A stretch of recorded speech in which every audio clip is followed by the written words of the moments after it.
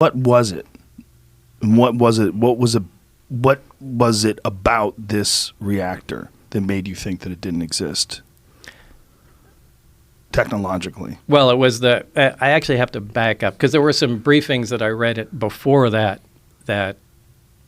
certainly gave me the impression that this was going to be a weird job, but this was the first hands-on thing. This was a small reactor about the size of a hemisphere, about the size of a basketball, on a metal plate, and when it was running, it produced a gravitational field of its own. Now, this is something that we can't do. We can't produce any gravity. The only way we get gravity is from large quantities of mass. But there's no machine we can have that turns on that makes gravity. Like, you can turn on an electromagnet and it makes a magnetic field. We can't make a gravitational field. Anyway, this device was producing that. And Barry said, almost like he was bragging, go ahead, try and touch the sphere. And I couldn't. It pushed my hands away, just like two like poles of a magnet. So that was... so like when you take two magnets and you try to press them together and they push against each other? Yeah, that kind of cushion feeling, but you can't get them together. The closer you put them, the more they push. But and you felt that physically with my your hand? Yeah. Now there's nothing that does that, and that immediately caught my attention. Going, wow, this is something else. What was your thought? Like when you felt that, and you knew that there was nothing that you were aware of that could produce this? Then that connected me to the briefings that I read on the first day at S4. Was that everything that I had read was apparently accurate. And what were you reading? It was kind of an overview. This project was to back engineer the alien craft. And specifically, it was to try and back engineer and see if we can duplicate the technology with available materials. Now, to do this, they split the project into many different pieces. For several reasons. They do this on all classified projects, so nobody has the complete story, but they compartmentalize everything. Now, we had the power and propulsion system. So what the briefings they gave me were like a 1 or 2 page overview of some of the other projects that were going on, on the craft. The only reason they do that is just in case what you're working on is connected intimately in some way that we don't know of to one of the other projects. You have to know their, their existence. So... again, they have everything from metallurgy to, weapon potential of the craft. And these were all, essentially very short briefings. But mine was just power and propulsion. And it made it very clear that what I read was accurate. So when you were reading that, before you actually saw the reactor, what were your thoughts on what they were describing? If you knew that something like that didn't exist, and they're describing it in the briefings, what did you think you were going to see? I didn't know at the time. I mean, I was reading, I thought, is this some kind of test? See if you're crazy?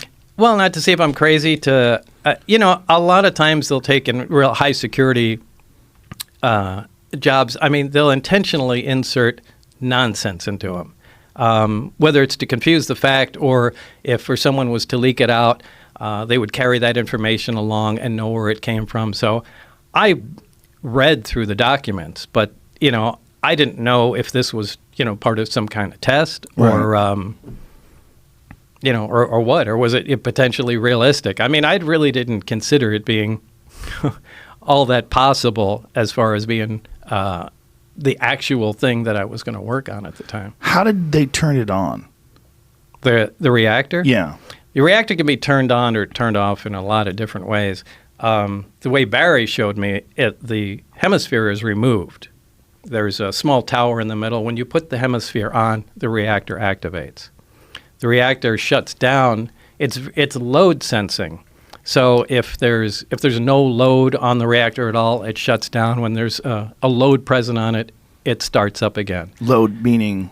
You can consider it an electrical load. So although it doesn't necessarily operate electrically, there's no wiring that connects any of the subcomponents together whatsoever. They just have to be in the immediate vicinity. The stuff is borderline magic, and that's essentially where we left it, when I left the project. So there was no progress made. There was some progress. I mean, we did identify, at least we think, some processes and had a rough idea, we think, of what was going on. But I think this is a problem that they've had for a long time.